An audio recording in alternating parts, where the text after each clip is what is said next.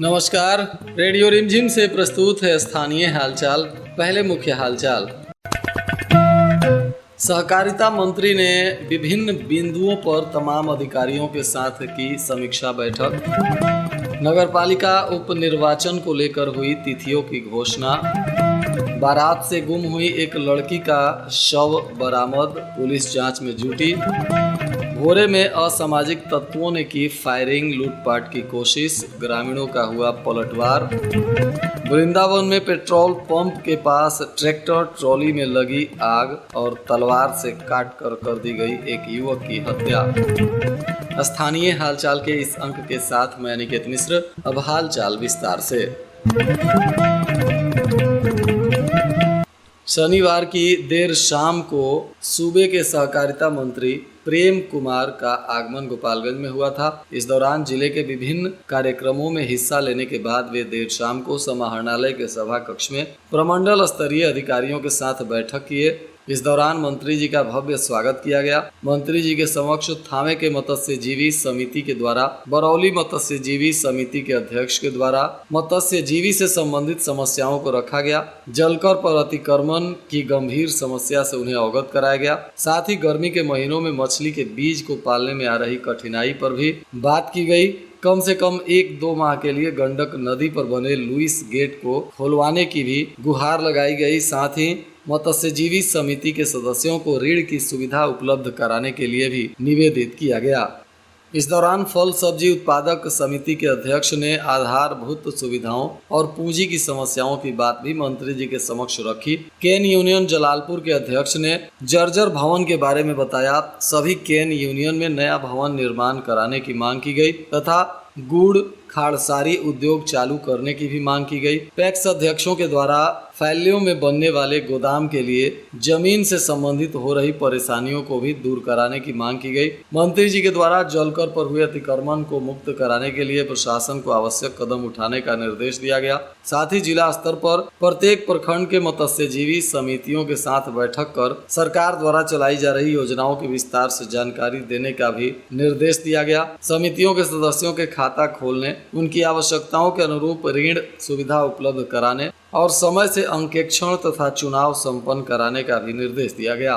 77 जगहों पर cold store बनवाने का मामला भी सामने आया, जहां निर्माण कार्य चल रहा है। बताया जा रहा है कि सरकार के द्वारा प्रति समिति 98,500 रुपये की दर से प्रत्येक प्रखंड में फल सब्जी उत्पादक समितियों के कार्यालय को लेकर राशि दी जा रही है। जिला सहकारिता पदाधिकारी ने निर्देश दिया कि जिला स्तर पर सभी प्रखंडों की फल सब्जी उत्पादक समितियों के साथ बैठक कर सरकार की योजनाओं को लेकर विस्तार से जानकारी दें। उनकी आवश्यकताओं के हिसाब से उन्हें ऋण भी उपलब्ध कराएं। केन यूनियन की मांग पर मंत्री जी ने उद्योग समितियों सारण प्रमंडल छपरा को निर्देश दिया कि प्रत्येक जिला के प्रखंड स्तर पर केन यूनियन की समस्याओं पर गहन समीक्षा करते हुए गोदाम, भवन तथा गुड़ खाड़सारी उद्योग आदि सभी प्रकार के कार्यों पर प्रतिवेदन विभाग को उपलब्ध करावें, ताकि राज्य स्तर पर उच्च स्तरीय बैठक में इस पर निर्णय लिया जा सके।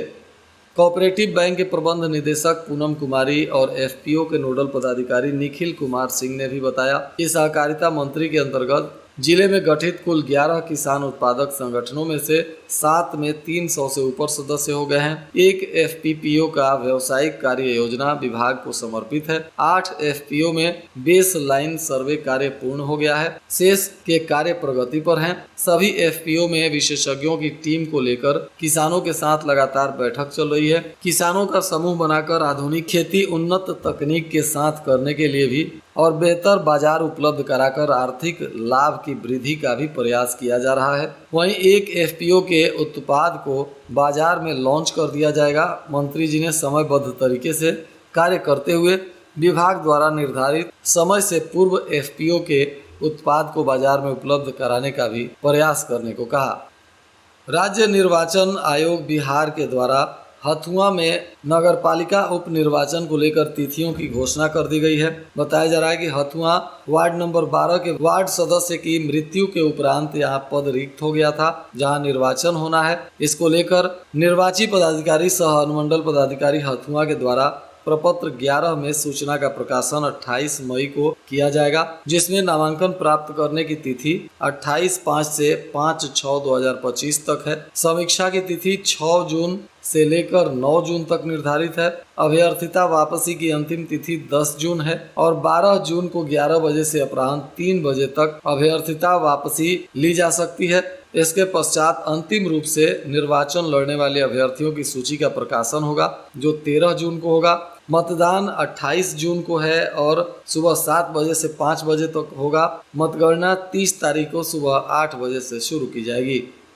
भोरे थाना क्षेत्र के लखराव शिव मंदिर के पास पोखर के नजदीक एक लड़की का शव आज जब लोगों ने देखा तो पूरे इलाके में सनसनी फैल गई। मृत लड़की की पहचान हुसेपुर पंचायत के जानकी नगर गांव के सुनील यादव की पुत्री राजयंती कुमारी के रूप में हुई। मृतिका के परिजनों के अनुसार 23 मई को गांव में ही बारात आई थी, जिसमें वह लड़की शामिल होने जा रही थी। इसी दौरान 3 लड़कों के द्वारा लड़की को जबरन उठा लिया गया। रात भर परिवार के लोगों ने खोजबीन किया। बाद में जब लड़की का पता नहीं चला तो परिवार के लोगों ने भोरे थाने में आवेदन देकर न्याय की गुहार लगाई। हालांकि परिजन पुलिस पर लापरवाही का आरोप लगा रहे हैं। लोगों का कहना है कि पुलिस ने आवेदन मिलने के बाद गंभीरता से मामले को नहीं लिया और मामला हत्या तक पहुंच गया।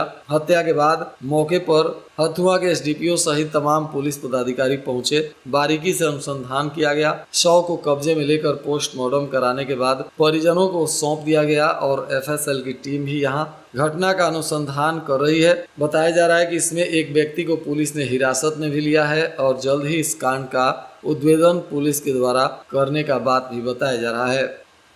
इधर भोरे थाना क्षेत्र के महरा देउर गांव में असामाजिक तत्वों और ग्रामीणों के बीच हिंसक झड़प हो गई। इस झड़प में 3 बाइकें पूरी तरह क्षतिग्रस्त हो गई, जबकि एक जिंदा कारतूस और एक खोखा भी पुलिस ने बरामद किया है। बताया जा रहा है कि देर रात बाइक सवार बदमाश महरा देउर गांव में पहुंचे, जहां सरल चौहान के घर लूटपाट की कोशिश की गई। विरोध करने पर बाहर खड़ी स्प्लेंडर बाइक को क्षतिग्रस्त किया गया और फायरिंग करते हुए बदमाश फरार हो गए। आक्रोशित लोगों ने गांव के ही एक युवक के घर पर हमला बोल दिया। इस दौरान वहां खड़ी 2 मोटरसाइकिलों को तोड़फोड़ की गई। दोनों पक्षों की झड़प में कई लोग घायल भी हैं, जिन्हें इलाज के लिए भर्ती कराया गया है। ग्रामीणों का कहना है कि यह गिरोह लंबे समय से अवैध गतिविधियों में संलिप्त है और जो भी इनके खिलाफ आवाज उठाता है उसे धमकाया और पीटा जाता है। ग्रामीणों ने सोशल मीडिया पर भी इन असामाजिक गतिविधियों के वीडियो मौजूद होने का दावा किया है। हालांकि स्थानीय थानाध्यक्ष आरबी राय ने घटना स्थल पर पहुंचकर जिंदा कारतूस और खोखा बरामद किया है तथा 3 बाइकें जो क्षतिग्रस्त हैं उनको भी बरामद किया गया है और पुलिस आरोपियों की पहचान कर कार्रवाई में जुटी हुई है। ऊंचका गांव थाना क्षेत्र के थावे सिवान मुख्य पथ पर वृंदावन पेट्रोल पंप के पास रविवार की दोपहर में अपने घर ले जा रहे ट्रैक्टर ट्रॉली में अचानक आग लग गई। आग लगते ही चालक चलती गाड़ी से कूदकर अपनी जान बचाया। जब चालक आग लगी हुई ट्रैक्टर ट्रॉली छोड़कर कूद गया तो चलती हुई ट्रैक्टर सड़क के किनारे जाकर गड्ढे में पलट गई। आग लगने के बाद आसपास के गांवों में अफरा तफरी मच गई। स्थानीय लोगों की सूचना मिलने के बाद अग्निशमन की गाड़ी भी मौके पर पहुंची और किसी तरह आग पर काबू पाया गया। इस दौरान एनएच के दोनों तरफ जाम भी लग गई। बताया जा रहा है कि ऊंचका गांव के साहेब राय टोला के अक्षय लाल प्रसाद, जो 1.5 साल पहले ट्रैक्टर ट्रॉली खरीदे थे, उनकी गाड़ी उनका ड्राइवर लेकर मिट्टी खाली करने के बाद लौट रहा था। इसी दौरान ट्रैक्टर के इंजन से धुआं निकलने लगा। चालक ने धुआं निकलते देखकर चलती गाड़ी छोड़कर कूद गया। ट्रैक्टर ट्रॉली सड़क के किनारे जाकर गड्ढे में पलट गई और भयंकर आग लग गई। चालक ने बताया कि तार के शॉर्ट सर्किट से आग लगी है, जिससे ट्रैक्टर ट्रॉली जलकर राख हो गई है। वहीं थावे थाना क्षेत्र के गोपला मठ गांव में भी खरपतवार में आग लगने से अफरा तफरी का माहौल मचा रहा। अग्निशमन की गाड़ी पहुंचकर यहां भी किसी तरह आग पर काबू पाई। बरौली थाना क्षेत्र के बतरदे गांव के टोला कटहरी बारी में शनिवार की रात तलवार से काटकर एक 35 वर्षीय युवक की हत्या कर दी गई। घटना की सूचना मिलने पर पुलिस ने घटना स्थल से तलवार समेत युवक का शव बरामद किया है। पोस्टमार्टम कराने के बाद आज शव परिजनों को सौंप दिया गया। पुलिस मामले में जुटी हुई है। मृतक टोला कटहरी बारी निवासी रामू प्रसाद का पुत्र ध्रुव प्रसाद बताया जा रहा है। घटना का कारण घटना स्थल के बगलगीर ग्रामीणों के अनुसार अवैध संबंध बताया जा रहा है। इस मामले में बरौली के थानाध्यक्ष ने बताया कि मृतक ध्रुव प्रसाद की पत्नी और पड़ोसी पटीदार विकेश को पुलिस हिरासत में लेकर युवक की हत्या के मामले में छानबीन कर रही है और जल्द ही कांड का उद्भेदन किया जाएगा। इधर 2 दिन पहले पुलिस टीम पर हुए हमला के मामले में 15 लोगों को पुलिस ने गिरफ्तार कर लिया है। इनमें कई गाड़ियों को पुलिस ने जब्त किया है। इस मामले में पुलिस अधीक्षक अवधेश दीक्षित ने बताया है कि कुचायकोट थानाध्यक्ष को सूचना मिली थी कि एक पिकअप गाड़ी शराब तस्करों के द्वारा भारी मात्रा में शराब लेकर बघौच के रास्ते सासा मूसा की तरफ जा रही है। वरिष्ठ पदाधिकारियों को अवगत कराते हुए थानाध्यक्ष ने सासा मूसा बघौच के पास वाहन जांच शुरू किया। जब पिकअप गाड़ी बघौच की तरफ से आ रही थी तो पुलिस की कार्रवाई देखकर वह गाड़ी लेकर भागने लगा। संदेह होने पर पुलिस ने पीछा किया और कुछ दूर गोपालपुर थाना क्षेत्र के तरफ गाड़ी को भागता हुआ देखकर गोपालपुर थाना को भी इसकी जानकारी दी गई। पिकअप वाहन का पीछा करते हुए तकिया के पास जैसे ही पुलिस पहुंची तो उसके अन्य सहयोगियों ने, जो पहले से हरबा हथियार से लैस थे, अन्य 8 वाहन और 90-100 की संख्या में आरोपियों ने पुलिस टीम को घेर लिया। पथराव किया गया। थानाध्यक्ष कुचायकोट और एक चौकीदार को गंभीर चोटें आईं। इसी मामले में पुलिस ने 15 लोगों को गिरफ्तार किया है। 8 गाड़ियों को बरामद कर जब्त किया गया है। अन्य अभियुक्तों की गिरफ्तारी के लिए छापेमारी चल रही है। गिरफ्तार आरोपियों में अनवर शाह पुत्र नूरैन शाह, फैजान आलम पिता अनवर शाह, सोनू अली पिता संजय अली, जुनैद अली पिता सदाबुद्दीन अली, ये सभी अहिरौली दुबौली थाना गोपालपुर के निवासी हैं। और इरशाद शाह पिता अब्दुल रजक, यह सुदामा चौक थाना विजयपुर का रहने वाला है। और अफरोज खान पिता हामिद खान, यह तमकुही राज्य उत्तर प्रदेश का रहने वाला है। इसके अलावे 7 महिला और 3 विधि विरुद्ध बालकों को पुलिस ने पकड़ा है। अब सभी पर कार्रवाई की जा रही है।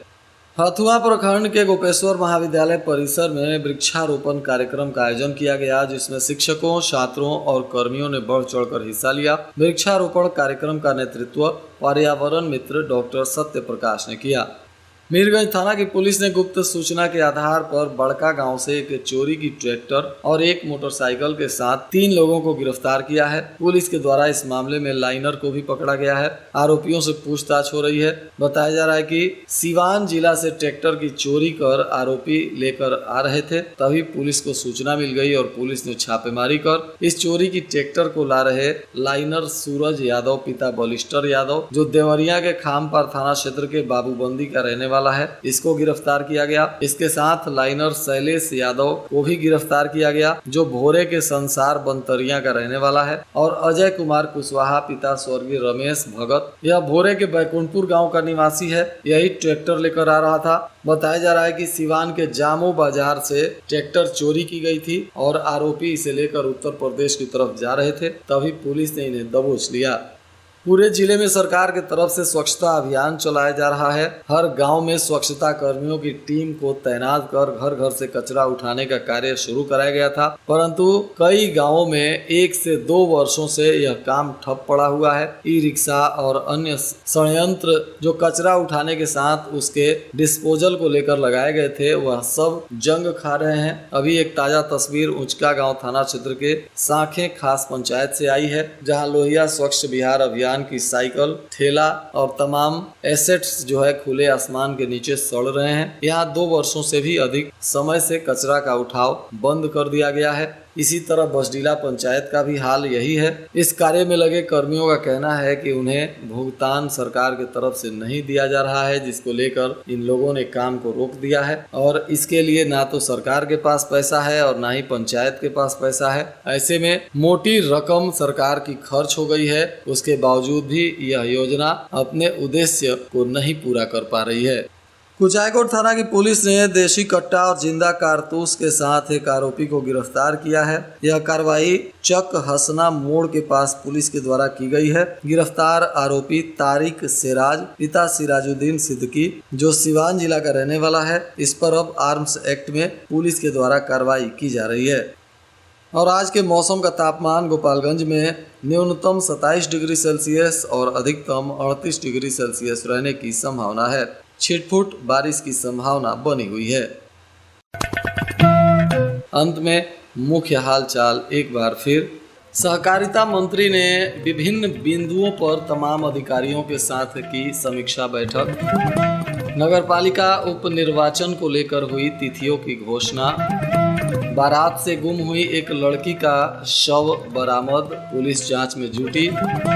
भोरे में असामाजिक तत्वों ने की फायरिंग, लूटपाट की कोशिश, ग्रामीणों का हुआ पलटवार। वृंदावन में पेट्रोल पंप के पास ट्रैक्टर ट्रॉली में लगी आग और तलवार से काट कर दी गई एक युवक की हत्या। इसके साथ ही रेडियो रिमझिम से प्रसारित स्थानीय हालचाल का यह अंक समाप्त हुआ। नमस्कार।